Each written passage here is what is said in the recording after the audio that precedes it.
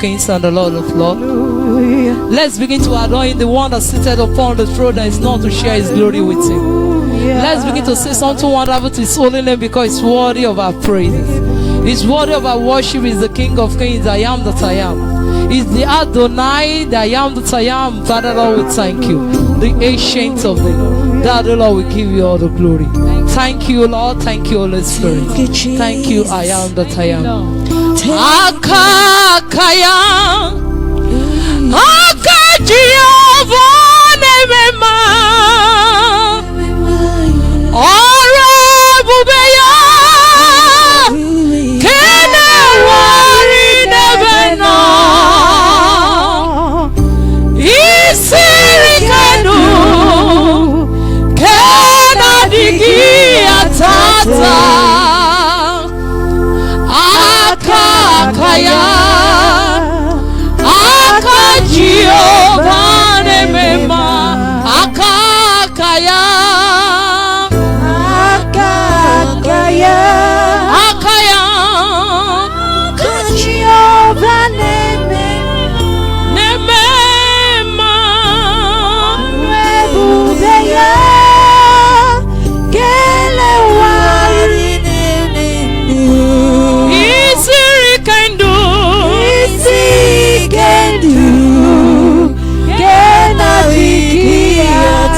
Holy Sakanua Akakaya Akaya Akajiova Nemema Akakaya Akajiova Nemema Ore Bubeya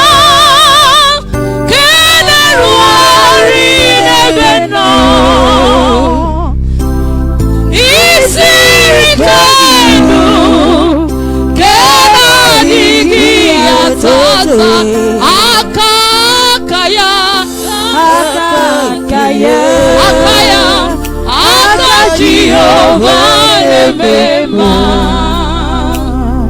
Olúwa ó tóbi ó tóbi ó tóbi Olúwa ó tóbi ó tóbi ó tóbi kò sẹ́ni tó lè fi ṣẹ́gun rẹ̀ kò tóbi ọba àwọn ọba kò sẹ́ni tó lè fi ṣẹ́gun rẹ̀ kò sẹ́ni tó tóbi Olúwa tóbi lọ́ba ó tóbi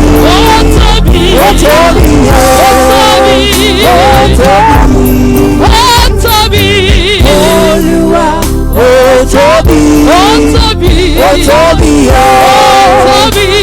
tóbi kò sẹ́ni tó lè fi ṣàkàwé rẹ̀ ó tóbi arúgbó ọjọ́ sẹ́ni tó lè fi ṣàkàwé rẹ̀ ó tóbi Olúwa.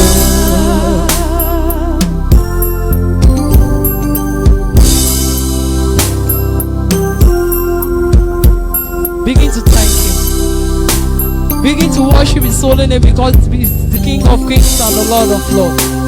Begin to adore Him. He's faithful, He's merciful.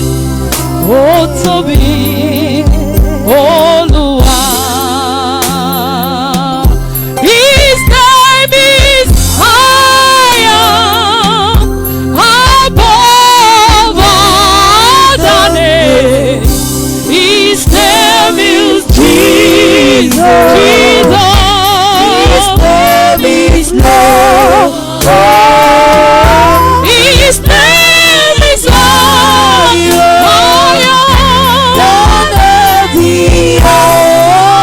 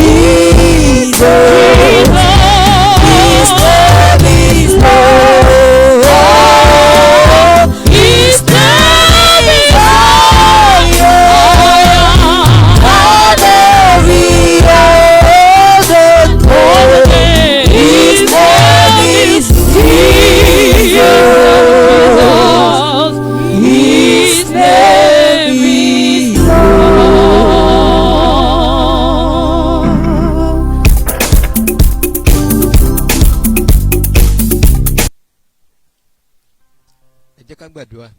Let us pray. Bàbá wa tí ń bẹ lọ́run a fọpẹ́ àti ògo fún ọ. Our Father in heaven, we give thanks and glory to you.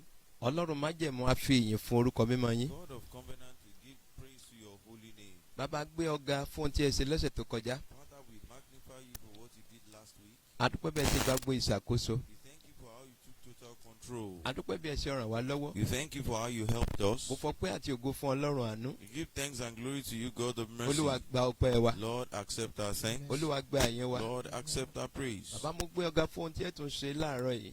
Father, I magnify you for what you do this Mo morning. gbé ọ̀gá pé ẹ rán ọ̀rọ̀ yín sínú ayé wa. I magnify you before you send your word to our Mo lives. gbé ọ̀gá pé ọ̀rọ̀ náà yóò mú wa lára dá. And I thank you because your word will heal us. Bàbá gba ọpẹ́ wa. Father, accept our thanks. Ògo ní fún orúkọ mímọ́ yín. Glory be to your holy name. Bàbá mo gbàdúrà pé gbogbo ẹ̀ṣẹ̀ tí a lè ti ṣẹ̀. And Father, I pray every sin that we have Lórúkọ committed. Jésù Olúwa dáríjì wá. In Jesus' name, Father, forgive Bàbá us. gbogbo bí tí a ti ṣẹ̀ sí yín. Father, in every area that we have sinned against Lórúkọ you. Jésù Olúwa dáríjì mi. In Jesus' name, Lord, forgive. Olúwa dáríjì wá. Lord, forgive Àti us. gbogbo àwọn ọmọ rẹ tó ń gbọ́ ọ̀rọ̀ yìí. And as many of your children that are Mo hearing fẹ́ us kẹ́ right ìṣàánú now, fún gbogbo wa pátá. I want you to have mercy on us Olúwa all. dáríjì wá. Lord, have mercy on Ògo ní us. fún orúkọ mímọ́ yín. Glory be to your Mo holy wá name. pa á láṣẹ. And I decree, Gbogbo ohun tó lè ta ko ọ̀rọ̀ yìí. as many things that may want to go Lórúkọ against this Jésù iná ẹ̀mọ́ kó jó yín. Holy Ghost will consume you. Gbogbo ohun tó lè fẹ́ ta ko ọ̀rọ̀ yìí lákòókò yìí. Whatever it is that we want to go against this message at this Agbára time, Ọlọ́run kó kọlù yín. the power of God come against Gbogbo you. ṣí òkùnkùn lórí ọ̀rọ̀ yìí. Every works of darkness over this Lórúkọ message. Jésù kó máa dá In sán. Jesus' name it is rendered to Ọ̀rọ̀ naught. tí a fẹ́ gbọ́ ẹ̀ mo rí bọnú The ẹ̀jẹ̀ message Jésù. you are about to hear is soaked in the blood of Ẹ̀jẹ̀ Jesus. Jésù kó máa ṣàn. Blood of Jesus flow. Olúwa gba ògo. Lord, receive all the Lẹ́yìn glory. ohun gbogbo lónìí, And after all jẹ́ today, ká lè fọpẹ́ fún ọ. let us be able to thank you. Jésù Olúwa wa. Jesus our Lord. Ọpẹ́ ni fún Ọlọ́run májẹ̀mú. Thanks be to the God of covenant, Bàbá tó tún fún wa ní àkókò yìí. the King that gave us this moment. A dúpẹ́ fún tó ṣe lọ́sẹ̀ tó kọjá. We thank him for what he did last week. Mo dẹ̀ gbàgbọ́ pé lónìí ọjọ́ ìsinmi yìí, And I believe that today, the Sunday, Olúwa yóò pàṣẹ ìsinmi sínú ayé rẹ̀. the Lord will command comfort into our lives Ọ̀ ní wà bákan náà. and will not remain the same. So a fẹ́ gbọ́rọ̀ Ọlọ́run ní ṣókí ká tó lọ gbàdúrà. We want to hear the word of God briefly before we go and pray. So ọ̀rọ̀ tí a fẹ́ gbọ́ lákòókò yìí, The message of this hour, ó ní ọ̀rọ̀ ẹnu rẹ̀. it is the word of your mouth. Ọ̀rọ̀ ẹnu rẹ̀. The words of your mouth. Lọ́sẹ̀ tó kọjá mo bá wa sọ̀rọ̀ lórí èrò ọkàn rẹ̀. Last week I spoke about the thought of our mind. Ṣùgbọ́n láàárọ̀ yìí, But this morning, a fẹ́ bá wa sọ̀rọ̀ nípa ọ̀rọ̀ ẹnu rẹ̀. we want to talk to us on the words of our Sọ mi mouth. pé alágbára fún wa lórí ọ̀fẹ́ láti sọ̀rọ̀. Meaning that the mighty one has given us the grace to Ṣùgbọ́n speak. ọ̀pọ̀lọpọ̀ ló máa ń ṣe ọ̀rọ̀ lò. But a lot of people misuse those words Tínú Ọlọ́run ò dẹ̀ dùn sí. which God is not pleased with. Àìlóye ọ̀rọ̀ tí à ń sọ jáde. The ignorance concerning the words that we speak, Ó ti fa wàhálà fún ọ̀pọ̀lọpọ̀. it has created a lot of problem for so Mo many people. gbàdúrà wípé ogun ọ̀rọ̀ yóò ṣẹ́ wọlé nínú ayé I rẹ̀. pray that the battle of the words will be conquered in our lives. Tí a bá wo ìwé oníwàásù yẹn, If you go to the book of Ecclesiastes, chapter 5, 2-3. Chapter Má ṣe 5. fi ẹnu rẹ yára Má ṣe fi ẹnu rẹ yára. kí o má jẹ́ kí àyà rẹ kí ó yára sọ ọ̀rọ̀ níwájú Ọlọ́run. Má jẹ́ kí àyà rẹ kó yára sọ̀rọ̀ níwájú Ọlọ́run. Nítorí tí Ọlọ́run bẹ lí ọ̀run, Ọlọ́run ń bẹ ní ọ̀run. ìwọ sì ń bẹ lí ayé. Ìwọ ń bẹ ní ayé. Nítorí náà jẹ́ kí ọ̀rọ̀ rẹ kí ó mọ ní ìwọ̀n.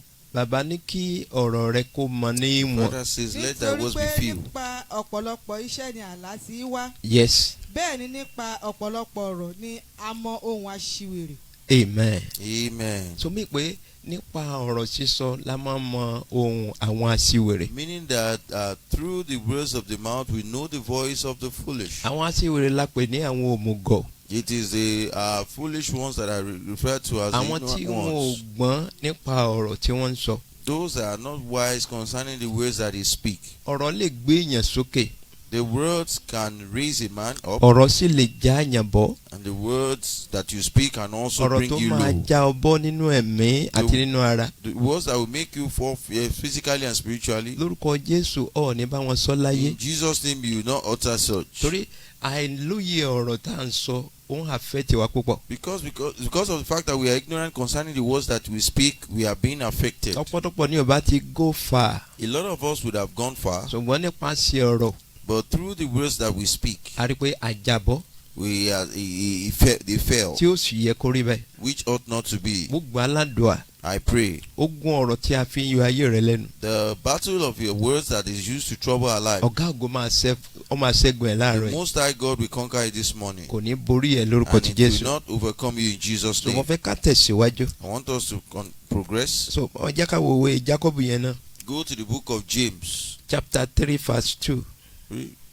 nítorí nínú ohun púpọ̀ ni gbogbo wa ń ṣì ṣe. Nínú ohun púpọ̀ ìwé mọ́ sọ pé nínú ohun púpọ̀ ni gbogbo wa pátá máa ń sì ṣe yẹ́sì. bí ẹnìkan kò bá ṣìṣe nínú ọ̀rọ̀, Bẹ́ẹ̀ nìkan ò bá wá sì ṣe nínú ọ̀rọ̀, òun náà ni ẹni pípé, òun náà ni ẹni pípé. òun ni ó sì lè kó gbogbo ara ní ìjánu. Irú ẹni bẹ́ẹ̀ ló lè kó gbogbo ẹnu ahọ́n gbogbo ara ní ìjáhùn. Such a person can bridle the whole body. So ẹni tí kò bá tí ì ṣẹ́gun ọ̀rọ̀ As many that has not yet conquered their kò words, lè ṣẹ́gun gbogbo ara. they cannot conquer the entire body. Àwọn nǹkan tí à ń ṣe ó lè jẹ́ nínú ìgbésẹ̀ ó lè jẹ́ nínú èrò tí mo bá wa sọ nínú ọjọ́ Sunday tó kọjá. Àwọn ọ̀nà tí a fi ń gbà ṣiṣẹ́ pọ̀. Maybe in our steps, I told us last week that there are several ways by which we make mistakes. Ṣùgbọ́n nípa ti ọ̀rọ̀ yìí ẹni tí ò bá sì ṣe oríire ló mà ṣe láyé. But concerning our utterances, for as many that will not make mistake, they are so fortunate in life. Láàárín ìṣẹ́jú àkàníyè ọ̀rọ̀ là ń sọ tí ó sì yẹ ká sọ. Within minutes, we speak a lot of words that we ought not to Tó ṣe speak. pé èyí tá à ń sọ sínú afẹ́fẹ́ yẹn ó ní nǹkan tó ń ṣe. Because those things that we say into the air has certain things that it does. Ó ní pé o gbọ́dọ̀ mọrú ọ̀rọ̀ tí ò ń sọ sínú afẹ́fẹ́. That's an indication that you must know the kind of words you speak into the air. Tàbí ọ̀rọ̀ tó ń sọ níwájú ọmọnìkejì. Or the words that you speak before your fellow. So that's why kan tó sọ̀rọ̀ o gbọ́dọ̀ ronú sí ọ̀rọ̀ tó sọ kì í kàn ṣe pé èèyàn kan ìdè sọ̀rọ̀. That's why before you speak at all, you must think deeply. It's not just for you to speak anyhow. Nílẹ̀ Yorùbá wọ́n sọ pé ẹyin lọ̀rọ̀. In Yoruba land, they said the words of our mouth are so Tó bá fragile. ti fọ́ And once it is tó broken, bá ti fọ́ sílẹ̀ ó parí nìyẹn. once it's broken just like an egg, that is the end. Ọ̀ lè tó pọ̀ mọ́. You cannot gather it together Sọ pé again. ọ̀rọ̀ táwọn èèyàn ti sọ many years ago. Meaning that the words that so many people have spoken several years ago, Àwọn èèyàn sì rántí di wákàtí. a lot of people still remember till now. Láti bí 30 years ago 50 years ago. For about 30 or 50 years ago, Àwọn èèyàn á tún gbé wá sí ìrántí. and people will still bring it to Ẹni remembrance. tó sì sọ ó lè ti kọjá lọ. The person that uttered that word might have passed on. Ọjọ́ kan náà ló sọrú ọ̀rọ̀ bẹ́ẹ̀. But it was on a certain day that I made that utterance. Bóyá ọ̀rọ̀ tó fi tún ayé ṣe ni tàbí ọ̀rọ̀ tó fi ba ayé jẹ́. Maybe it was a word that will amend the whole earth or that will ruin the whole earth. Ó ti lọ sínú àkọsílẹ̀. It has gone into record. So that's why ẹ̀kọ́ tó sọ̀rọ̀ ronú dáadáa kó tó sọ jáde o. That's why before you make any statement, think deeply before you do. Nípasẹ̀ ọ̀rọ̀ ayé ò ní rí wa mú. Through the utterance of your mouth, the enemy will not Ó get yẹ kó you. sàmì mú nípasẹ̀ ọ̀rọ̀ wọn ò ní rí You're ọmú láyé. supposed to say amen. I say through the words of your mouth, they will not get hold of you. Ogun ọ̀rọ̀ sì ní borí ẹ̀. The battle of the world will not overcome you. Níbi tá a kà yín náà ẹ jẹ́ ká ka verse 5 sí verse 8. bẹ́ẹ̀ pẹ̀lú ni ahọ́n jẹ́ ẹ̀yà kékeré. Ahọ́n ó jẹ́ ẹ̀yà kékeré níbi tí ọ̀rọ̀ ti ń jáde. ó Yes. sì ń fọ́nu ohun ńlá. Ó máa ń fọ́nu ńlá ó kéré ṣùgbọ́n ó máa ń fọ́nu ńlá. Yes. wo igi ńlá tí iná kékeré ń sun jóná. Kékeré ni o ṣùgbọ́n ó ń sun igi ńlá jóná. Yes. iná sì ni ahọ́n. Iná gangan ni ahọ́n. ayé ẹ̀ṣẹ̀ sì ni. A pè ní ayé ẹ̀ṣẹ̀ torí nǹkan tó ń ti inú ẹnu jáde ó sì ní agbára púpọ̀. ní àárín àwọn ẹ̀yà ara wa. Láàárín àwọn ẹ̀yà ara wa. lé ahọ́n tí ń ba gbogbo ara jẹ́ tí ó sì ń tiná bọ ipa ayé wa. Ó ń ba gbogbo ara jẹ́ sọgbọ́n nǹkan tí ìwé mọ́ wí. Ahọ́n yìí ó ṣe kí ni o ó ń ba gbogbo ara jẹ́. The tongue defileth the whole body. Sọ ò gbọ́dọ̀ jẹ́ kí ahọ́n rẹ kó ba gbogbo ara rẹ jẹ́. You should not allow your tongue to defile your whole body. Ó dàbí ẹni pé tí òróòró bá fọ́mọ ẹran yẹn kò ní mú adùn jáde mọ́. It's just as if when bile is mixed with the meat, that meat will not be good again. Anybody tó bá ń ṣe ahọ́n lò ó ń ba nǹkan jẹ́ púpọ̀. As many that misuse their tongue, they are causing a lot of problems. Wàá rí pé àwọn ọlọ́gbọ́n tó wà nínú ayé wọn kì í dédé sọ̀rọ̀. The wise ones on earth, they will not just speak. Ọ̀rọ̀ tí wọ́n bá dẹ̀ sọ wàá ronú sí kí wọ́n tó sọ torí mọ̀ pé yóò lọ káàkiri. And whatever they are going to say, they will think deeply before they make that utterance because they know it will go Mo fi viral. gbàdúrà pé ọ̀rọ̀ tó sọ tí ó affect destiny ẹ̀ ọ̀ ní sọ lórúkọ ti And that's Jésù. why I pray that the words that you utter that will affect your destiny will not utter such. Kì í ṣe gbogbo bí la ti sọ̀rọ̀. It is not every place that you should talk, èyí sì gbogbo ọ̀rọ̀ là á sọ. and it's not everything that you should say. o gbọ́dọ̀ mọ̀ bẹ́ẹ̀ ṣe manage ọ̀rọ̀. You should know how to really manage your words. mo gbàdúrà pé ayé rẹ ò ní bàjẹ́. I pray that your life will not be ruined. ẹ bá ń kàdé verse 8. ọ̀run àpáàdì sì ti ná bọ òun náà.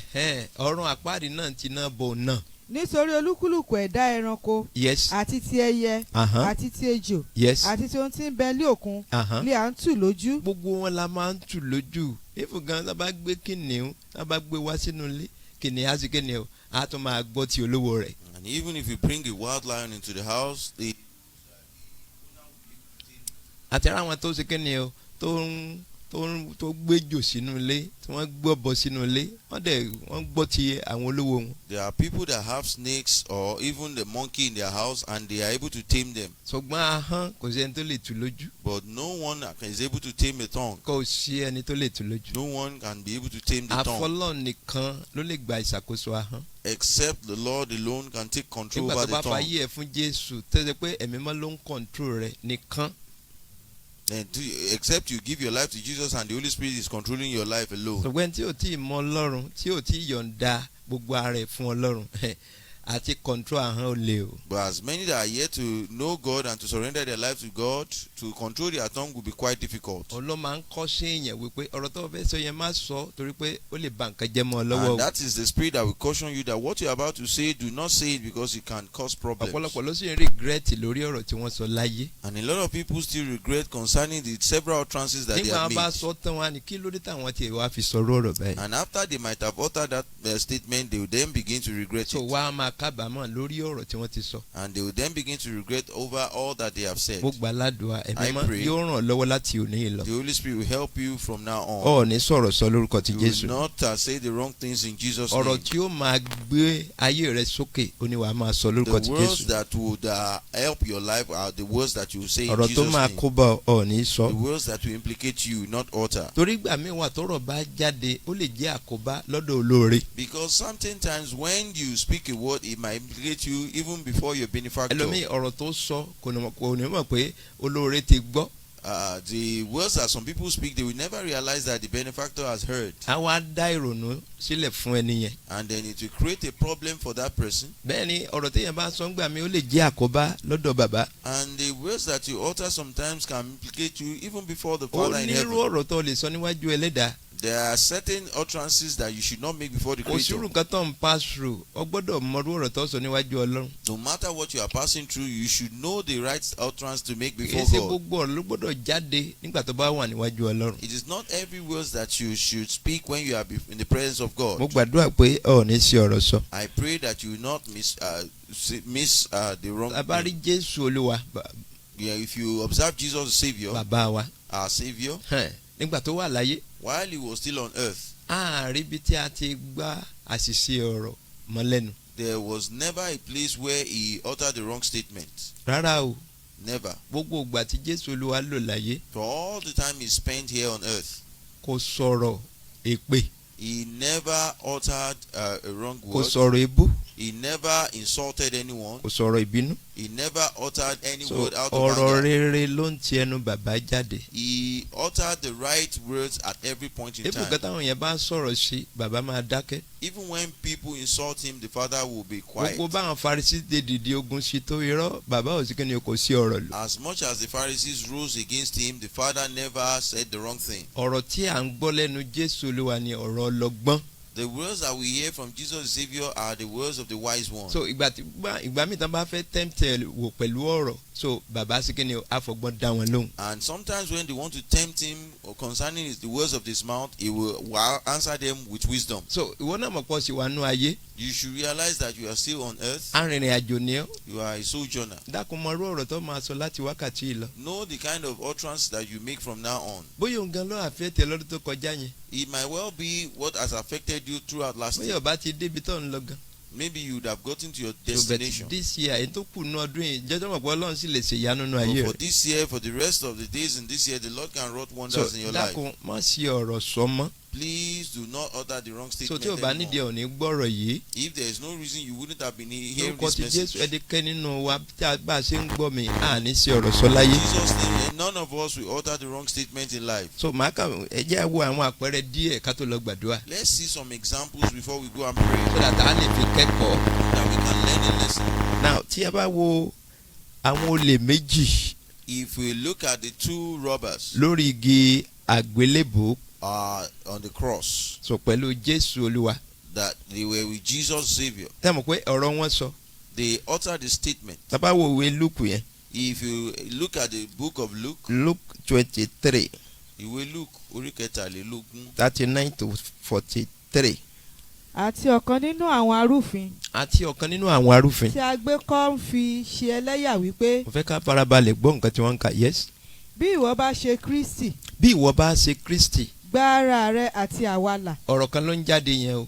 ó ní gba ara rẹ là àti àwa. yes. ṣùgbọ́n èyí èkejì dáhùn. máa gbọ́ ní èyí èkejì wí ọ̀rọ̀ tó jáde lẹ́nu ẹ̀. yes. ó ń bá wípé ó wá ń bá èkejì ẹ̀ wí. yes. ìwọ kò bẹ̀rù Ọlọ́run ìwọ ò dẹ̀ bẹ̀rù Ọlọ́run. tí ìwọ wà nínú ẹ̀bi kan náà.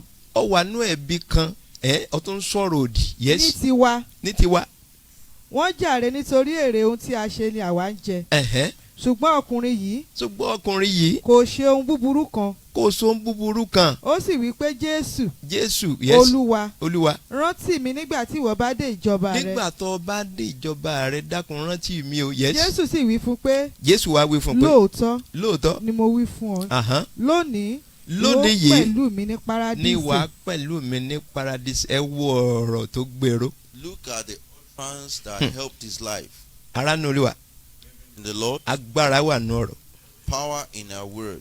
ẹlòmíì ọ̀rọ̀ tí ó sọ ni ó gbé sókè láyé. Some people, the utterance that we make, they will uplift them in life. àwọn méjèèjì wọ́n ti wà ní bèbè ikú already. Both of them were at the edge of death. ìkànnù wọn tún sọ̀rọ̀ òdì lórí igi àgbélébù. And one of them made a wrong statement on the cross. bẹ́ẹ̀ nìkan sì ń ronúpìwàdà ó dẹ̀ ń sọ̀rọ̀ tó dáa lẹ́nu. So the other repented and uttered the right statement. ó ń sọ níwájú Jésù pé wẹ́ àwọn làwọn jẹ̀bi o torí pé Jésù ò jẹ̀bi. He said before Jesus that they were guilty because Jesus was never guilty. ṣùgbọ́n ó rí rẹ̀ ó dẹ̀ mọ̀ wípé ọmọ Ọlọ́run ọ̀gá ògo ni eléyìí. He realized that he is guilty and he knew that this is the Son of the living God. rántí pé kété pé ó sì sóoru tàbí ó gbààwẹ̀ o níbẹ̀ yẹn ọ̀rọ̀ tó dáa ló sọ táyé ẹ̀ fi yé padà. Remember, it's not as if he embarked on vigil or any other prayer, but he only uttered the right statement and that made his life to be àwọn transformed. ibìkan wà tó yẹ pé tó bá dé tó ṣe pé tó bá sọ̀rọ̀ tó dáa ayé ẹ̀ máa dáa lójú There ẹsẹ̀. are certain places that when you get there and you utter the right statement, your life will be transformed. ọjọ́ yìí gangan láyé arákùnrin yìí ó dára o. It was on this day that the life of this man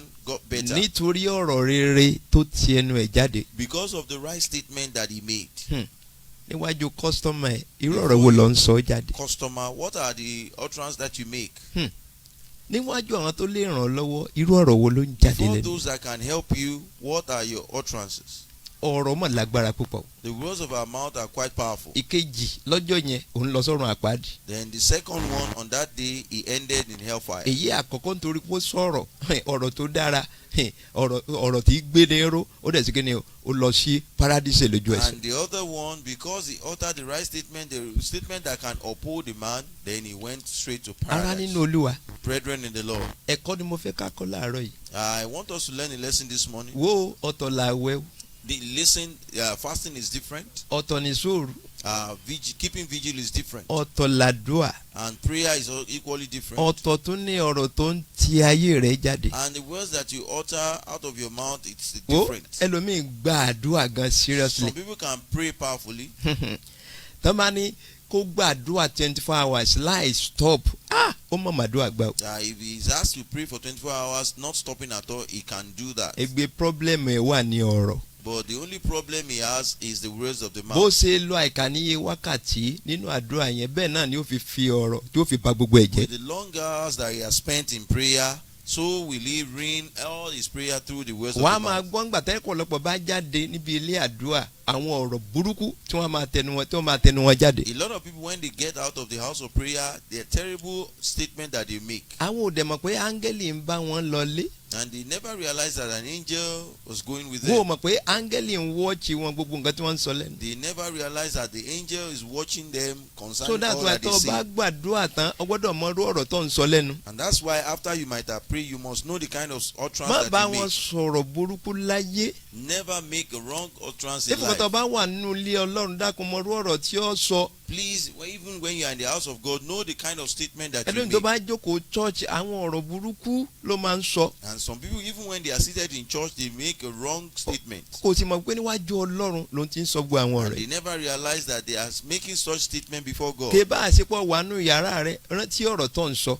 Even when you are in your closet, remember the utterances that you make. ọ̀rọ̀ tí ó kó bá ọ ní sọ ọmọ lórúkọ ti Jésù. The utterance that will implicate you, you not make in so mo Jesus' fẹ́ ká name. ronú lórí ìwàásù yìí dáadáa. I want us to ponder over this message very well, so that ìbùkún tó kù ní ọdún yìí gbogbo wa á lè jọgbọ gbà á. so that the blessing remaining in this year, we all can be a ọ̀rọ̀ wo lọ fi ń disturb ara rẹ. What are those words you use to hinder yourself? ọ̀rọ̀ wo gan ni wọ́n ń sọ sí ara rẹ. What are the utterances that you make to concerning tí ó dẹ̀ yẹ yourself kó o tiẹ̀ sọ. that you ought not to make? ọ̀rọ̀ yẹn gan ló dẹ̀ wá ń hà fẹ́ tiẹ̀. And that same word has been affecting you. ẹlòmíì bá wọ́wọ́ ara ẹ̀ àkànṣe ní ǹjẹ́ ó lè dà á mọ́ báyìí. And some people, when they look at themselves, they can just simply say, can anything good báwo come gan out of tiẹ̀ it? láyé ń tiẹ̀ sí rí. That how is life like this? àwọn lè sọ fáwọn yẹn pé wẹ́ẹ́ fi ohun sílẹ̀ ohun tiẹ̀ sí ọlọ́mọ. You can even go and tell people that leave me alone, I'm not serving God ẹ fi anymore. sílẹ̀ tó bá wù mo lè ṣe. Leave me alone, I can do as I please. á dẹ̀ máa sọ̀rọ̀ àwọn ọ̀rọ̀ yẹn níwájú And ọlọ́run. they will make such statement before God. dákun mọ irú ọ̀rọ̀ tó máa sọ. Please know the kind of statement that you make. tá a bá tún wo ẹnìkan ní ìwé mímọ́. And if you look at another person in the ọ̀rọ̀ scripture, ẹni tiẹ̀ máa ń fọ́ ní ìsinmi gan.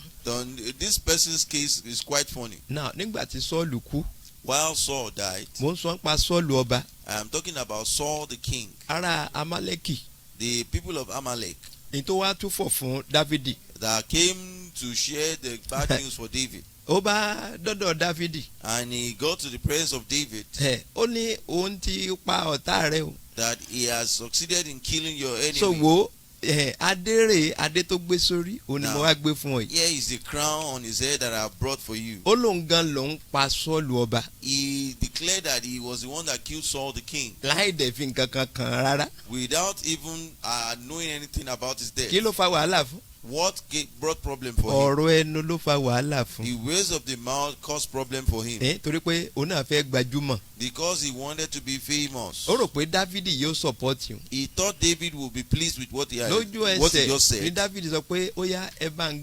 gé ẹ pa kọlù lójú ẹsẹ̀. And immediately David declared that they should be killed immediately. ọ̀rọ̀ ló ṣekú pa lọ́jọ́ yẹn o. It was the word of his mouth that caused his kọ́ lè death. bá mọ tí ọ̀rọ̀ ń ṣe ní ìran mi nìyẹn. For you to know what the words that we speak does in the generation of níbo ni man. wọ́n náà ti fi ọ̀rọ̀ tó ti fi hanra ẹ̀ léèmọ̀ báyìí. Where have you caused problem for your word, for yourself through your words? bàbá lè dárí jìn ọ́ The Father can forgive you, so that wàá lè tẹ̀síwájú. so that the Lord you can make táwọn kan bá progress. tiẹ̀ ń ṣe ọ̀rọ̀ ló dákun mọ́ sí ọ̀rọ̀ ló. If some people misuse their words, you should not do mọ̀rú same. ọ̀rọ̀ tí ó máa jáde ní ìgboro ní community nínú iléeṣẹ́ rẹ mọ̀rú ọ̀rọ̀ tí ó máa jáde lẹ́nu Know the rẹ. kinds of words that you speak in the society, in your community, and even in the house of God. so tábà wo 2 Samuel ni If you go to the book of 2 Samuel, chapter 1 verse 16 kákàká bẹ̀ yẹn so tábà wà lẹ́sibísì a lè ka gbogbo ẹ̀ tán.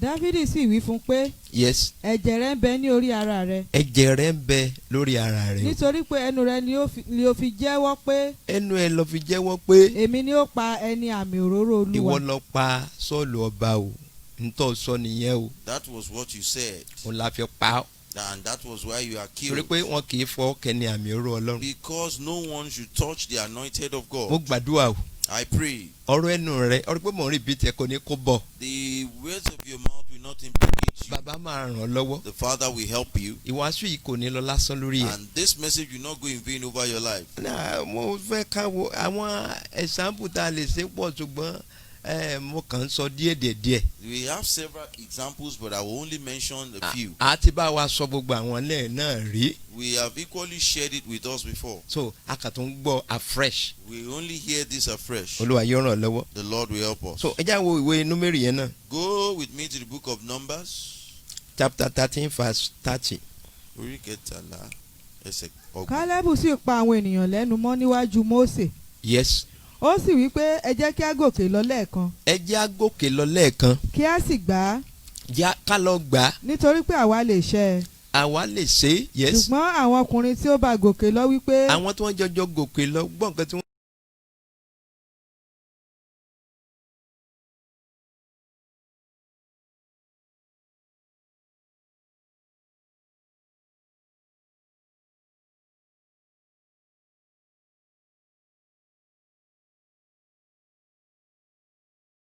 gbé èèyàn ro. The words that will not help the man. ọ̀rọ̀ tó lè fa wàhálà lẹ̀ sí ìlú. The words that can create problem in the society. ó ní wọ́n sọ. Are words they declare. bàbá dẹ̀ gbọ́ nǹkan tí wọ́n wí. And the father heard what they said. wo kò sọ̀rọ̀ kan tó sọ tí bàbá ò rí. Listen, there's no word that you utter that the father is not bí mo aware. ṣe sọ níjọ́ Sunday pé kò sí èrò kan tó rò tí bàbá ò mọ̀. Just like I said last Sunday that there's no thought that you conceive in your mind that the father bẹ́ẹ̀ is not náà ni aware of. ọ̀rọ̀ tó ń ti gbogbo ẹnu wá jáde. So also the words that we utter from our mouth. torí pé bàbá ló máa ń wọn ìwà. Because it is the father that will measure our character. ó ti ní bó ṣe ń wọn ìwà. There is a certain way by which he measures our character. ọ̀ ní fẹ́ẹ̀lì níwájú Ọlọ́run. You will not fail before God. ẹ tẹ̀síwájú. ilẹ̀ náà tí àwa là já. yes. láti ṣe àmì rẹ̀. ilẹ̀ tí mú. ilẹ̀ tí mú.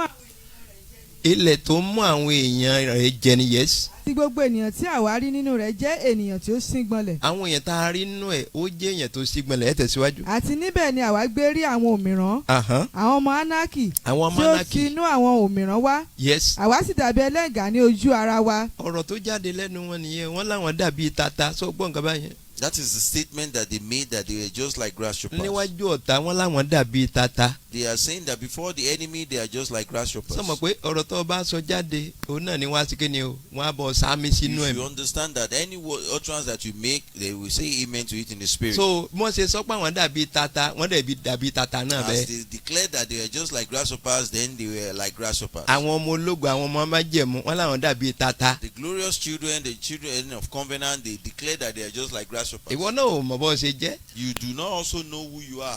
ọmọ Ọlọ́run ọ̀gá ògo. The son of the Most High. kí ni ìwọ náà ń sọ lákòókò tá a wà yìí.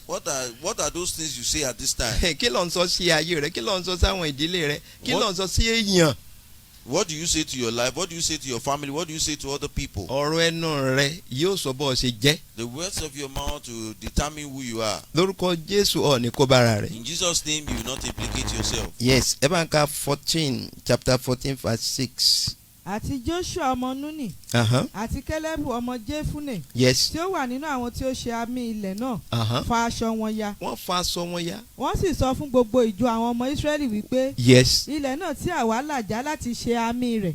ilẹ̀ náà dára gidigidi. ilẹ̀ náà dára gidigidi yes. bí Olúwa bá fẹ́ wa. bí Olúwa bá fẹ́ wa. ǹjẹ́ yóò mú wa wọ inú ilẹ̀ náà yìí. yes. yóò sì fi fún wa. yóò fi fún wa. ilẹ̀ náà ti ń sàn fún wàrà àti fún oyin. ilẹ̀ tó ń sàn fún wàrà àti fún oyin ni o ọgbọ́n bá ń ṣe ń sọ ilẹ̀ tó ń sàn fún wàrà àti fún oyin. On their part they declared that it's a land that flows with milk and honey. ṣùgbọ́n àwọn mẹ́wàá yòókù ọ̀tọ̀ ní nǹkan tí wọ́n ń sọ. But the rest of them, they are saying something contrary. wọ́n ní òmíràn làwọn rí ń bẹ̀. They said they saw giants. níbi tọ́lọ́ náà mú wọn náà lọ kí ló wọn náà rí ń bẹ̀ kí lọ́rọ̀ tó ń sọ ń bẹ̀. Where God is taking you, what do you see there? What are those statements that you make? ọ̀rọ̀ wo lọ ń sọ ní ilẹ̀ gan tọ́lọ́ mú ọ lọ. What are your statements in the land that the Lord is taking you? sọ̀rọ̀ tí ó mú ọ tẹ̀síwájú ni.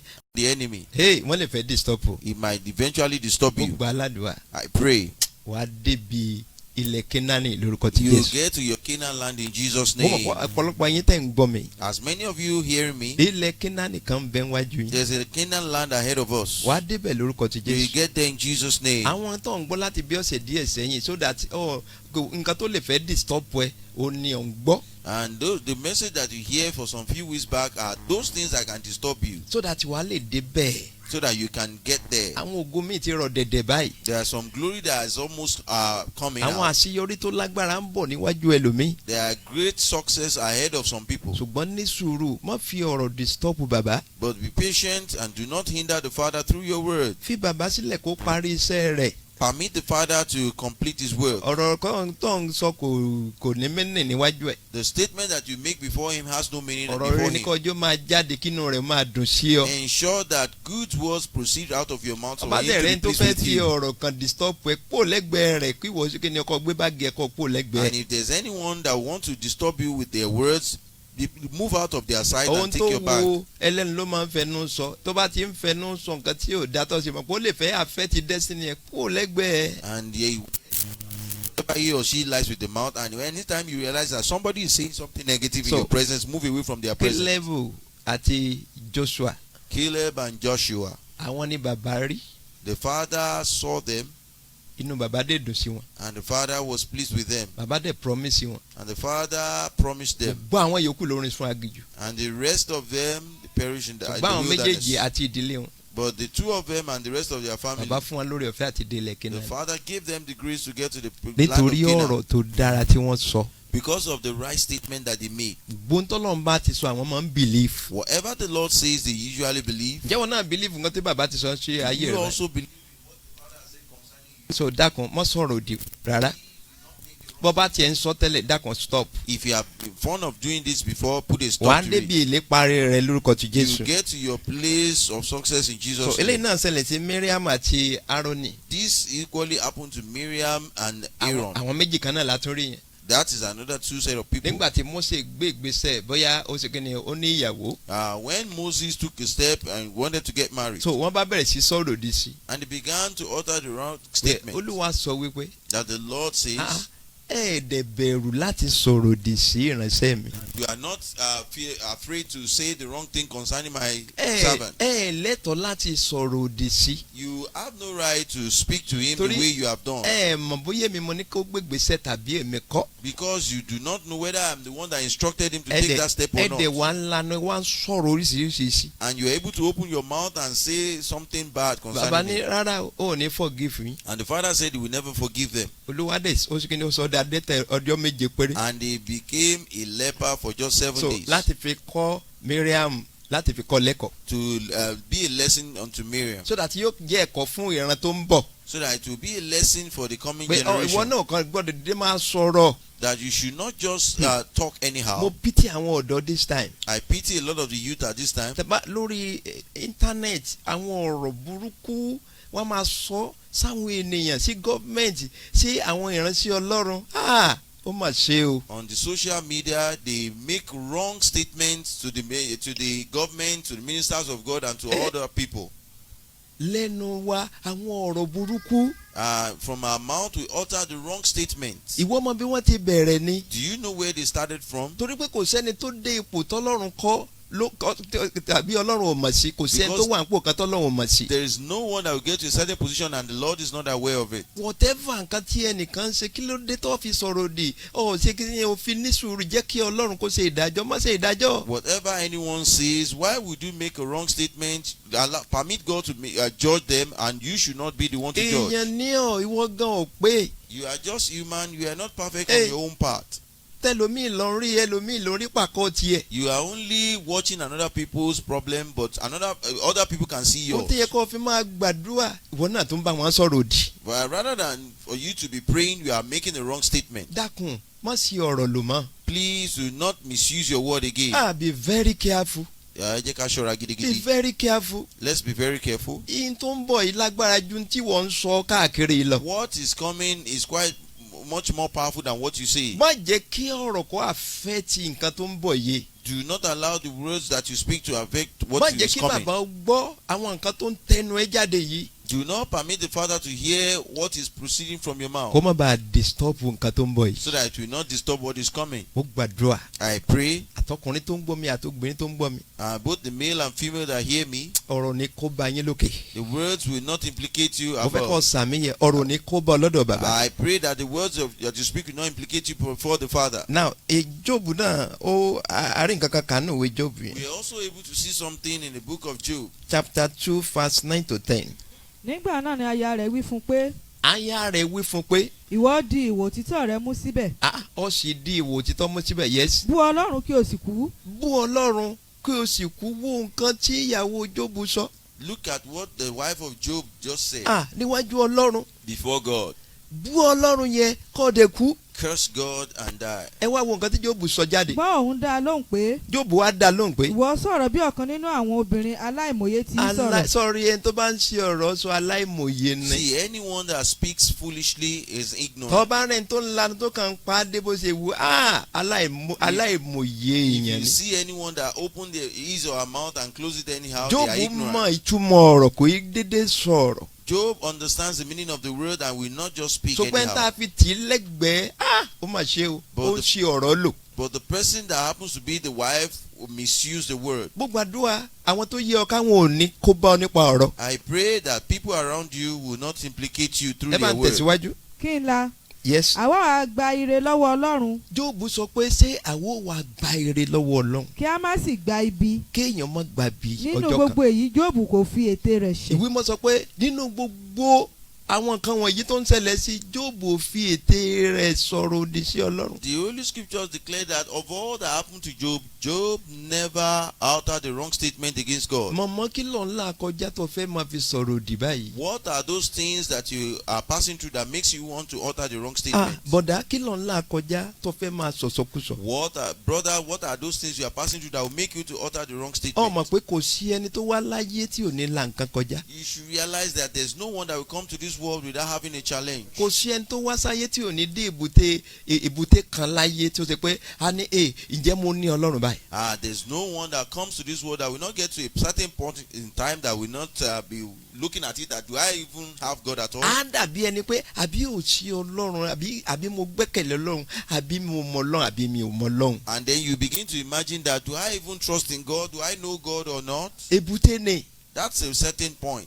mọ wàá fi ọ̀rọ̀ disturb ara ẹ. And you should not disturb yourself through torí your pé word. ọ̀pọ̀ lébùté yẹn. Because sooner or later you move out of kò that sí ní tó point. bá rin ìrìn àjò wá kan àwọn junction kọ̀ọ̀kan. And no matter how, when you are on a journey, you get to a certain junction. gbogbo aládùá èbúté kò ṣeé ṣe Ọlọ́run máa gbé ọ̀pọ̀ mbẹ. I pray that prayer that the junction of impossibility, the Lord will take you out of there. so be very careful. Jẹ́ kí a ṣọ́ra o. wọ́n dàbí ìyàwó Jóòbù tó ń ṣe ọ̀rọ̀ sọ. Never be like the wife of Job that made the wrong bí nǹkan statement. bá tiẹ̀ ń ṣẹlẹ̀ sọ́kọ rẹ̀ kí ló tó fi ní sùúrù. Even if your husband seems to be passing through certain challenges, why not be kí ló patient? tó fi wá ń sọ̀rọ̀ òdì. Why would you utter the wrong Ọlọ́run dẹ̀ ń statement? gbọ́ nǹkan tó ń sọ The sọ́kọ rẹ̀. Lord can hear what you are saying to your husband. n tí kò rí bẹ́ẹ̀ tẹ́lẹ̀. It's not so before. ní sùúrù Be patient. jẹ́ kí Ọlọ́run kó gba ògo. Permit the Lord to receive ètò all wà the glory. lọ́wọ́ tiẹ̀ náà àánú lọ́kàn rí gbà. What you have with you, it is just that mercy that you have a máa sọ received. pé nìkan máa ṣe é ṣe. Is it that somebody knows how to ṣé walk? bọ́lọ̀ ní kọ́ yẹn bí yẹn ṣe é jèrè láyé. It is only God that teach man to make profit in bọ́lọ̀ bá life. dẹ̀ fún ọ lórí ọ̀fẹ́ kí ló tó fi fẹ́ máa sọ̀rọ̀ òdì. And if your Lord has given you the grace, why would you make the wrong ní statement? sùúrù jẹ́ kí Ọlọ́run kó ṣe àṣepé iṣẹ́. Be patient and permit God to perfect His work. Olúwa yóò ràn wá The lọ́wọ́. Lord will help us. now kí ló lè fa ọ̀rọ̀ òdì màá kàn sọ bíi méjì mbẹ. What are those things that can cause you to make the wrong statement? kí ló dé táwọn ọmọ yẹn máa ń sọ̀rọ̀ òdì ńgbà míì. Why do human beings make a wrong statement sometimes? ìgbà míì nígbà tí yẹn bá dé ìkórìtà kò yé mi mọ́. Sometimes when you get to a junction of I do not know what to do again, yes ọ̀rọ̀ òdì máa ń jáde. wrong statement can come out of such person. bẹ̀tẹ̀ tó bá gbọ́n tó bá dé ipò yẹn á mọ̀rú ọ̀rọ̀ tí ó sọ. But people that are wise and they get to that point, they will know what to say. olódà kéèyàn mature nínú ìrìn àjò ayé. And that is why it is good to be matured in the journey of life. yes mo rí ẹnìkan níbi ọdún díẹ̀ sẹ́yìn. I saw someone about a few years back. hospital mẹ́ta ni wọ́n ti kọ́. They rejected that person in 3 different hospitals. wọ́n ń gbé bọ̀ padà nílé. They are bringing her back home. so ló wá ń try láti sọ pé wẹ́ ó ti sùn báyìí. And she tried to tell me that she was fed up. ẹni yẹn kọlù mi so òǹgá lè máa gbọ́ mi báyìí. And the person called me. She might equally be hearing me right now. ó ló ti sùn. Said she is ó ní fed tó up. bá ṣe pé yóò rìsọ́ọ̀tì sí ikú ó lè tiẹ̀ ti sùn gan. He said even if it's going to eventually result to death, kò she's sí fed nǹkan tó up. ń lè ṣe mọ́. There's nothing she can do. ṣùgbọ́n thank God. But glory be to God. Ọlọ́run mà rà padà. The Lord redeemed her. Àánú Ọlọ́run tú sílẹ̀. And the mercy of God set her free. Ó náà ti wà ń lu èbó báyìí. She is abroad right now. Ọlọ́run tóbi púpọ̀. The Lord is indeed great. Ẹni tó rò pé òun ò kú kò dẹ̀ kú mọ́. The person that thought he was going to die, she did not die. Èèyàn máa ń dé èbúté kan gbà mí tọ́rọ̀ wípé àbọ̀ náà ò sí lẹ́gbẹ̀ẹ́ mi. You get to a certain level at a point in time and you think that is God not close Ó ní mo fi by. pè ní èbúté kò yé mi mọ́. And that's why I called it the junction of I do not know what to do tẹ́nìkan bá wà again. bẹ́ẹ̀ nínú àwa tí à ń gbọ́rọ̀ yìí lórúkọ Jésù àánú Ọlọ́run máa gbé ọkọ mi. If anyone seems to be in that position that I'm talking about, by the mercy of God, the Lord will take you out of bẹ́ẹ̀ ni there. ọ̀gbọ́rọ̀ yìí lásán. You are not hearing this message in Àánú vain. bàbá lókè ó máa gbé ọkọ mi. The mercy of the Father above will take you out of there. Yes, èkejì ní pẹ́ngbà téèyàn bá ń la ìpọ́njú ńlá kọjá. The second one is when you are passing through sorrow Tàbí ìnira tó ní agbára. or affliction. Gbogbo ń pa ti arábìnrin kan. I heard of a woman, Bàbá arúgbó kan. an old woman, an old man, ó dẹ̀ lọ kì í mọ́lẹ̀ nínú igbó ó rèpù ẹ̀. went and raped her in the bush. Ọmọ yẹn wá pẹ̀lú ìkanra ló dìde lówó ṣe ni ó bá gbé bàbá yẹn ṣépè. And out of anger, that lady stood up and cursed the man. Ó ní nínú àwọn inú ìran rẹ̀ kò sí ọmọbìnrin rẹ̀ tí ó rí ilé ọkọ gbé láyé. And she declared that in her generation, none of their female will be able to be married. Gbogbo ọmọbìnrin tó bá jáde láti inú ìdílé ẹ̀. That all the ladies that will come out of that generation, kò sẹ́ni tí ó rí ilé ọkọ gbélé. none of them will be married. Ṣé ni wọ́n máa kó láti inú ilé kan dé kejì. They will move from one home to another. Fún nǹkan tó ṣe fún yìí. Because of what he had done. So ọ̀rọ̀ ègún yẹn ó dẹ̀ ṣe má bàbá yìí lára. And that word of a curse came to pass. So torí nígbà téèyàn bá ń la ìpọ́n kójú kọjá àwọn kankan wà tó ṣe kí ni téèyàn máa ń sọ jáde látẹnu. Because when you are passing through torments, there are certain things that you utter. So mọ̀rú ọ̀rọ̀ tó máa sọ dákun. Know the kind of statement that you make. Lórúkọ ti Jésù ọ̀ ní dídàkudà. In Jesus' name, your life will not be ruined. Now àkóbá Implication. tí ọ̀rọ̀ yìí lè ṣe nínú ayé wa. What these words that we make can cause Torí mo to fẹ́ our ká lives. gbàdúrà nísìn. And that's why we are going to pray. Àkóbá The tí implication àwọn ọ̀rọ̀ tó ń tẹnu wá jáde tí ò dáa tó lè ṣèkìní tó lè ṣe fún wa. that the words that proceed from our mouth that is not good can cause for So us. ọ̀rọ̀ ẹnu rẹ lè dènà ìlérí àti májẹ̀mú Ọlọ́run. The words of your mouth can hinder the promise and covenant of God. Yes, ọ̀rọ̀ ẹnu rẹ The words of your tó mouth, bá kíyèsára if you are not careful, ó lè dènà ìlérí it can hinder the promise àti májẹ̀mú Ọlọ́run tó ń and bọ̀. covenant of God coming for So you. dákun tètè yá àṣàtúnṣe lórí ọ̀rọ̀. Please, you had better make amends. Èkejì ni wípé Then secondly, ó lè fa ikú àìtọ́jọ́ it can cause an untimely death sínú ayé nìyẹn. to the life of man, Gẹ́gẹ́ bí ara Amálẹ́kì yẹn. just like the Amalekites. So kò yẹ kó tí ì kú. He wouldn't have died at that Ṣùgbọ́n time, ọ̀rọ̀ burúkú tó tẹnu ẹ̀ jáde. but because of the wrong statement that he made, Ó ló pe ikú òjijì wá sórí ẹ̀. caused sudden death for Wọ́n lè bá him. mọ̀ pé ọ̀rọ̀ ní agbára.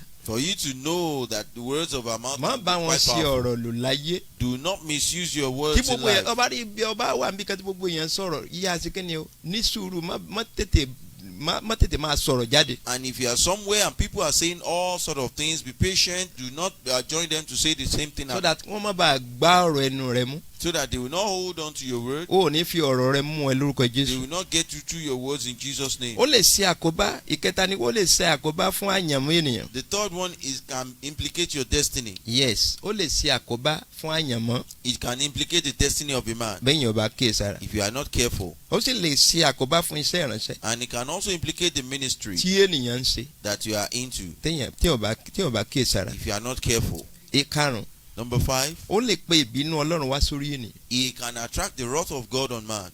Ó lè pe ìbínú Ọlọ́run wá It sórí can ènìyàn. attract the wrath of God on man.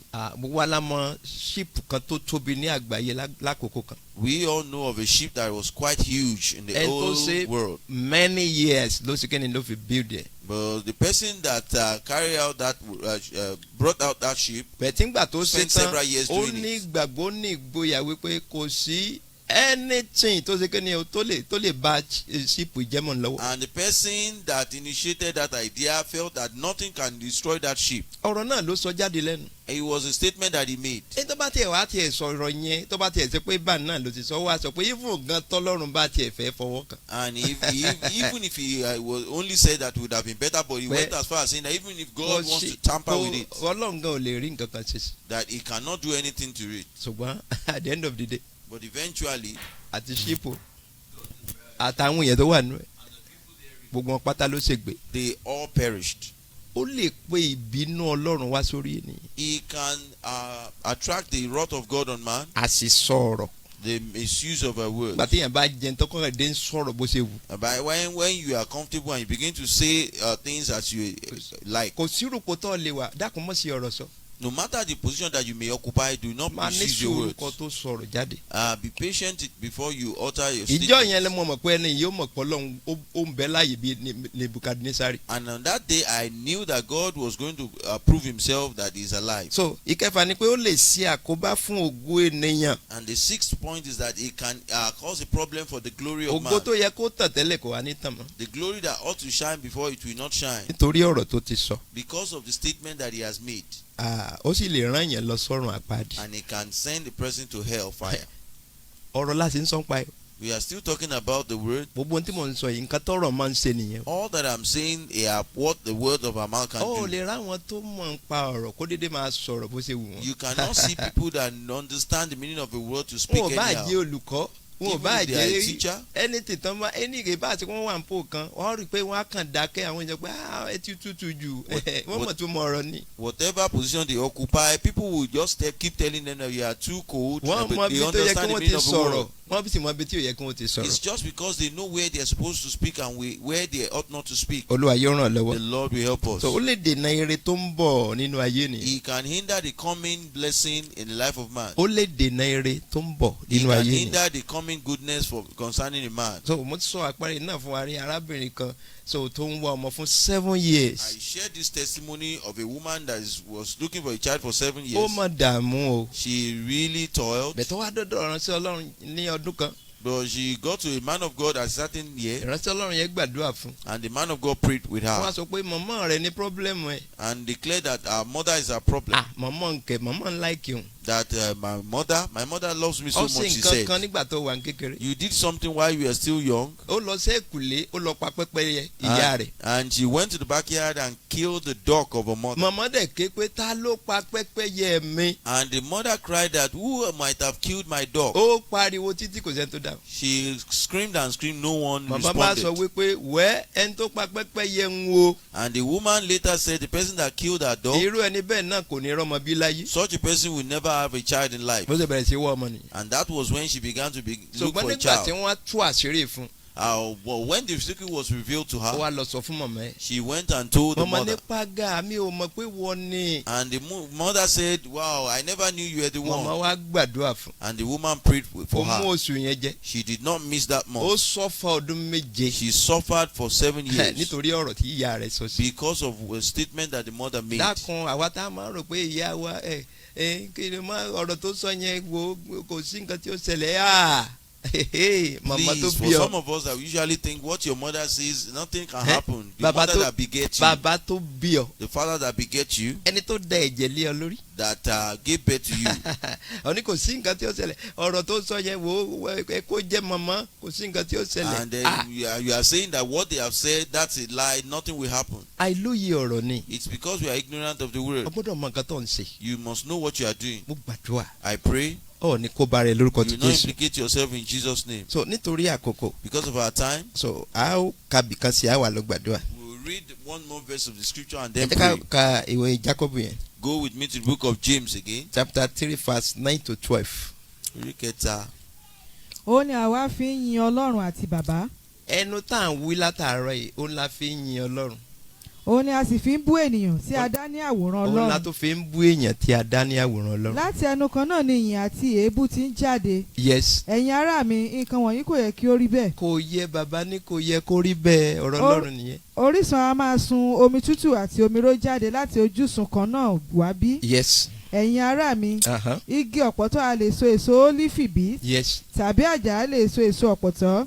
Bẹ́ẹ̀ ni orísun kan kò lè sun omi ró àti omi tútù. Amen. Amen. Ó lè máa fi ẹnu rẹ sọ nǹkan tó dáa kó tó fẹ́ máa fi sọ nǹkan tó tí ò dáa rárá ó ti wà polluted. You cannot say good things with your mouth and later on say bad things with it. It's polluted. Mo fẹ́ kó discipline ara ẹ. I want you to discipline yourself. Nǹkan tó máa tẹnu mi jáde nǹkan tó dáa ni. That the words that utter from my mouth should be good words. Kò sí bọ́n ṣe lè push mi tó No matter how frustrated I may nǹkan be, burúkú ò ní tẹnu mi jáde. no bad thing will come out of my wo mouth. nǹkan tí mo ra sọ ìtọ́ bá lè ṣe ọ́ rí i pé life ẹ máa yí padà gan. What I just said, if you are able to do it, you discover that your life will be má transformed. jẹ́ kí negative word kó ti ẹnu ẹ jáde mọ́. Do not allow any negative word to proceed out of your mouth ó any máa ran longer. àyànmọ́ ẹ lọ́wọ́ gan. It will help your destiny ó a lot. máa ran star rẹ lọ́wọ́ gan. It will help your star. orí ọ̀rọ̀ tá a fi ń pa star gan sí kí ni ó ti pọ̀ jù. Because the words with which you affect our star, they are quite àwọn ọ̀rọ̀ mi wà tó huge. sọ tó ṣe pé inú star ni ó ti bẹ̀rẹ̀ sí ṣiṣẹ́. And there are some words that you will speak that will eventually begin to walk over your star. lórúkọ Jésù àní disturb ara In o. Jesus' name, we will not disturb ourselves. Olúwa yóò ràn wá The lọ́wọ́. Lord will help us. nítorí àkókò mo fẹ́ ká gbàdúrà báyìí. Because of our time, I want us to pray. wàá porúkọ Jésù ní ìgbà mẹ́ta. You call the name of Jesus 3 times. Olúwa bá mi ṣẹ́gun ọ̀rọ̀. Lord, conquer the words of my mouth. Olúwa bá mi ṣẹ́gun ọ̀rọ̀ nínú ayé. Lord, conquer the words of my mouth in my ogun ọ̀rọ̀ life. mọ́jọ́ jà mí mọ́. Battle of statement that I make should ẹ not dákun wage gbogbo war àwa tí a against bá me. fẹ́ gbàdúrà yìí mo fẹ́ ká yẹ gbà dáadáa o. Please, as many that will be praying this prayer, I want us to pray it very mi well. ní time púpọ̀ kì í ṣe pé inú chọ́ọ̀chì la wà ṣùgbọ́n lẹ́nu wọn bá tẹ́ fẹ́ gbà yìí Ọlọ́run máa gba ògo. I do not have much time and we are not in church, but for the few hours that we are going to pray, the Lord will rí pé receive all the glory. ọgbàdúrà rí pé ọgbàdúrà Make sure you pray. Olúwa bá mi ṣẹ́gun ọ̀rọ̀. Lord, conquer the utterance of má my jẹ́ mouth. kí ọ̀rọ̀ kó affect mi Do mọ́. not allow the words that I speak to affect me ó yá anymore. sọ́dàdúà. Go ahead and pray. Olúwa bá mi ṣẹ́gun ọ̀rọ̀. Lord, conquer the utterance that I make for me. bá mi ṣẹ́gun ọ̀rọ̀. Conquer the battle that affects me from má my jẹ́ word. kí ọ̀rọ̀ kó affect ayé mi mọ́. Do not allow the words that I speak to affect my life anymore. wàá tún sọ fún Olúwa wípé You also tell the Lord, Olúwa má jẹ́ n sí ọ̀rọ̀ sọ láyé mọ́. Lord, let me not misuse words in life anymore. ọ̀rọ̀ tí ó kó bá mi. The words that will implicate me, Olúwa má jẹ́ n bá wọn sọ mọ́. Lord, let me not speak such. ọ̀rọ̀ tí ó kó bá ògo mi. The words that will implicate my glory. ọ̀rọ̀ tí ó kó bá destiny mi. The words that will implicate my destiny. ọ̀rọ̀ tí ò ní jẹ́ kí star mi ó farahàn. The words that will not allow my star to manifest. Bàbá má jẹ́ n bá wọn sọ. Father, please let me not speak such ẹni words. láti gba àdúrà You ìgan. need to pray this prayer very well. máa sọ fún Ọlọ́run. Tell the Lord, gbogbo nǹkan tí ò yé ọ̀pọ̀lọpọ̀ àwọn èèyàn láyé rè. these are so many things that so many people do not a understand. máa ń wo ogun bóyá ogun jìnnà ó lè jẹ́ látara ẹ̀. A lot of times you think the battle is far away, but it might well be right on ọ̀rọ̀ tí you. mò ń sọ tí mo fi ń àfẹ́tì ayé mi. The words that I speak that affects my life. Olúwa jọ̀ọ́ stop ẹ̀. Lord, please stop it. má jẹ́ n lè ṣe mọ́. Help me not to engage in it anymore. dákun máa gbàdúrà mo fẹ́ kọ́ díjú bí tọ́ wà yín. Please keep praying. I want you to close your eyes where you máa are. bá bàbá sọ̀rọ̀ bàbá lọ́n bá sọ̀rọ̀ kì í Speak to the Father. You are speaking to the Father and not man. bàbá yóò sì gbọ́ àdúrà rẹ̀. And the Father will answer your prayer. má gbà. Go ahead and pray. má jẹ́ kí ọ̀rọ̀ kó gbé mi ṣubú láyé. Do not allow the words that I speak to make me fall. má jẹ́ kí ọ̀rọ̀ kó gbé mi ṣubú láyé. Do not allow the words that I speak to make me fall. nípele tí mo dénú ayé yìí. In the stage that I am in this world. má jẹ́ kí ọ̀rọ̀ kó tún affect mi mọ́. Do not allow the words that I speak to affect me má anymore. jẹ́ kí ọ̀rọ̀ kó gbé mi ṣubú. Do not allow the words that I speak to make me fall. kò sẹ́ni tí ò gbọ́dọ̀ gbàdúrà yìí. None of us should fail to pray this prayer. máa bọ́ lọ́run sọ̀rọ̀. Go ahead and talk to God.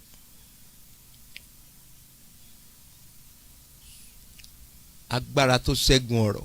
The power that overcome the words of your mouth. Olúwa gbé wọ̀ mí. Lord, conquer it for me. agbára tó ṣẹ́gun ọ̀rọ̀. The power that overcome the battle of the words of the mouth. Olúwa gbé wọ̀ mí. Lord, conquer, release to me. fi ìtara gbà. Pray with all zealousness. Olúwa máa ràn ọ́ lọ́wọ́. The Lord will help you. yes bàbá máa ràn ọ́ lọ́wọ́. The Father will help you.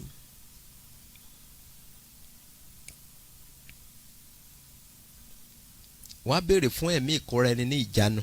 Now ask for the spirit to bridle your tongue. ẹ̀bùn kan nìyẹn láti ọ̀dọ̀ bàbá. That is a spirit right from the Father. orí ọ̀fẹ́ ń tọ́ bá nírú ẹ̀bùn yìí. It's a grace if you have this gift. ẹ̀mí ìkóra ẹni ní ìjánu. The spirit to bridle my tongue. Olúwa fi fún mi. Lord, release to me. Olúwa fi fún mi. Lord, release to me. Olúwa fi fún ọkọ mi. Lord, release to my fi husband. fún aya mi. Release to my wife. fi fún ọmọ mi. Release to my children. bóun tiẹ̀ síbi tán wà yẹn. Even if they are not where you are, ó lè gbàdúrà fún. you can pray for them. yes.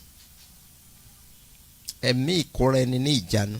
The spirit to bridle my tongue. tí mi ò fi ní kó bára mi. That will not implicate me. Olúwa fi fún mi. Lord, release to me. Abọ́lọ́run sọ̀rọ̀. Talk to God.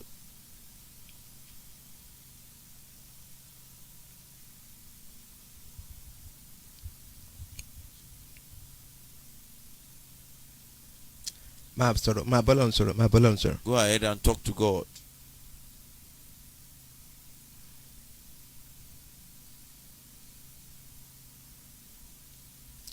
Jésù Olúwa wa. Jesus our Lord. Àwa sọ fún Olúwa. You tell the Lord.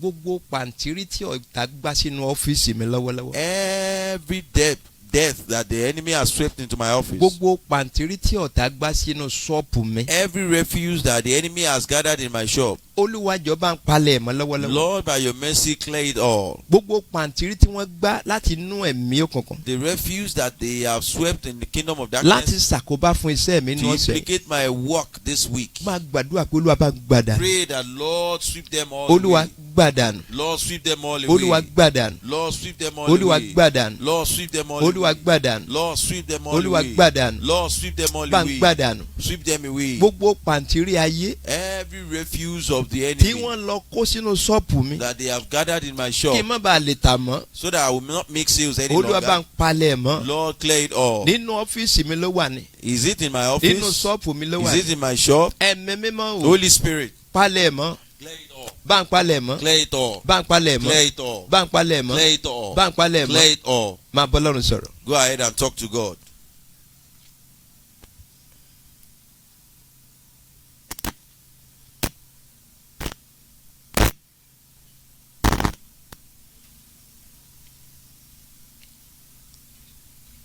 Palẹ̀ mọ́ pátápátá. Clear it all completely. Máa bọ́ lọ́run sọ̀rọ̀. Talk to God.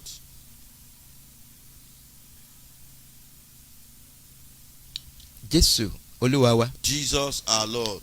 Àdúrà ẹ̀kú bíi méjì. We have about 2 more prayer points. Wọ́n á sọ fún Ọlọ́run. You tell the Lord. Olúwa bá mi ṣẹ́gun àlá búburú. Lord, conquer the evil dream Tí ọ̀tá fi ń kọ́ọ̀sì pọ́blẹ́mù fún mi that the lọ́wọ́lọ́wọ́. enemy is using to cause problem for me at this time. Àlá búburú. The evil dream. N bá ti sọ àwọn àlá tí ò dáa. Anytime I sleep, the evil dream that I have. Tọ́tà fi ń kọ́ọ̀sì pọ́blẹ́mù fún mi. That the enemy is using to cause problem Tó for fi ń me. kọ́ọ̀sì fàsẹ́yìn fún mi. That they are using to cause a setback for me. Olúwa bá mi ṣẹ́gun ẹ̀ Lord, lọ́wọ́lọ́wọ́. conquer it for me. Ó yá sọ́dà dùá. Prayer.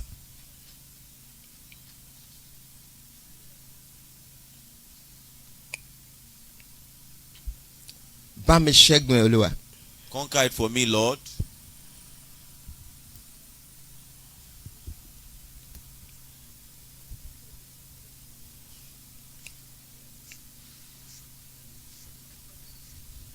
Bá mi ṣẹ́gun àlá búburú. Conquer the evil dreams for me. Gbà mí lọ́wọ́ àlá búburú. Save me from all evil dreams. Fòpin fí àlá búburú nú ayé mi. Put an end to evil dreams in my life. Àlá búburú tí wọ́n fi ń kọ́ọ̀sì setback fún mi. The evil dream that they use to cause a setback for me. Olúwa bá mi ṣẹ́gun ẹ̀ ní wákàtí yìí. Lord, conquer it for me at this hour. Máa bọ́ Ọlọ́run sọ̀rọ̀. Go ahead and talk to God. Àtọ́ wá sọ fún Ọlọ́run. You also tell the Lord. Bá mi ṣẹ́gun májèlé ojú oorun. Conquer the poison in the state of sleep for me. Gbogbo májèlé The poison ojú oorun. in the state of sleep. Bá mi ṣẹ́gun ẹ̀. Conquer it for me. Nínú oṣù Júùnù yìí. In this month of June. Má jẹ́ wọ́n fún mi májèlé jẹ. Do not allow me to be given a poison Látojú oorun. in the state of sleep. Má jẹ́ wọ́n fún mi májèlé Let me jẹ. not be given poison in the state of sleep. Gbàgbàgbàgbàgbà. Go ahead and pray. Bá mi ṣẹ́gun májèlé ojú oorun. Conquer the poison in the state of sleep. Má jẹ́ onípa lórí mi Olúwa. Let it not have an impact over me, Lord. Má gbà ó má gbà ó. Pray. Yes.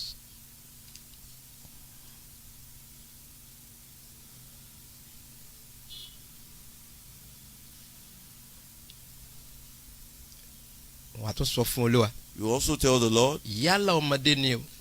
be it young Àgbàlagbà ni o. or adults, Ọkùnrin ni. or men Obìnrin ni. or women Nínú ilé mi. in my household, Ẹnikẹ́ni má jẹ́ ó kọjá lọ. let none of us pass on. Ẹnikẹ́ni má jẹ́ ó Do kọjá not lọ. allow anyone to pass Nínú on. àánú láàrẹ. In your great mercy, Ẹnikẹ́ni má jẹ́ ó kọjá do lọ. not allow anyone to Ó pass yá on. sọ́dà dùá. Prayer.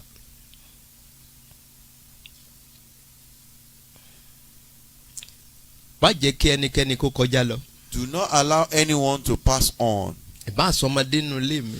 Be it the young Àgbàlagbà ni ọkùnrin ni or obìnrin. the adults, male or Má female. jẹ́ kí ẹnikẹ́ni kó kọjá Do lórí wa. not allow anyone to pass on.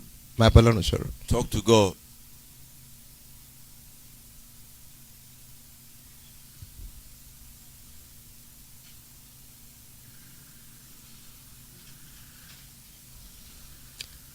Jésù Olúwa wa. Jesus our Lord. Well, I would have said we should quickly pray this one before I'll pray with us. Our right hand, you stretch it forward. You place the index finger in the middle of your palm. Then you call the name of Jesus 3 times. You call the blood of Jesus 3 times.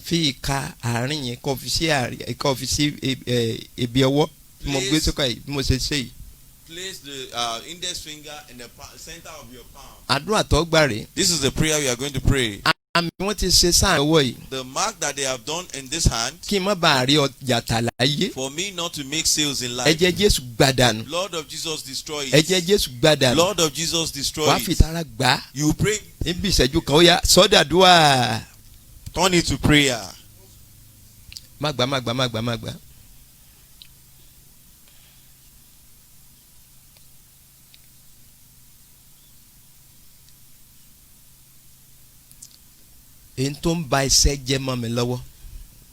Those marks that disturb or destroy good things concerning my life.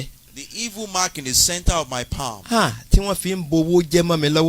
they will use to send money back from my hand.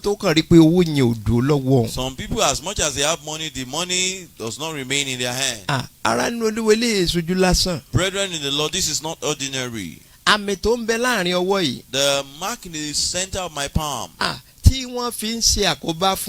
that they use to cause a problem for my work, that does not allow me to have money, that does not allow money to remain in my hand. Lord of Jesus,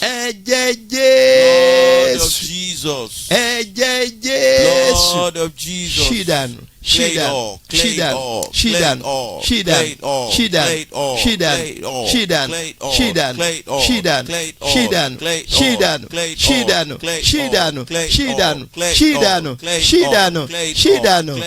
Yes, magba. Go ahead and pray. Makapondorobo shatanda yaba. Maya barobobo kosheketende yabo. Mayeli poli kasaka hinde kesentuli agaba. Eli kapondoli eli ege maluli ezentali agaba. Eli kaiba robi ezontuli ezentakapoli zantali agaba. Ami wolon shisha ibi. What is that mark that is ya. Inne be mako ma jo maro. Ẹ̀jẹ̀ Jésù kò tì jáde. Ẹ̀jẹ̀ Jésù tì jáde. Tì jáde. Àmín yín ò gbọ́dọ̀ ṣiṣẹ́ mbẹ̀ mọ́. Thank you, Holy Spirit. Thank you, King of Glory. Blessed be thy name. Blessed be thy name. Jésù Olúwa wa. Jesus our Lord. Ẹ jẹ́ kúnlẹ̀ síbi tí ẹ bá wà. Kneel wherever you are.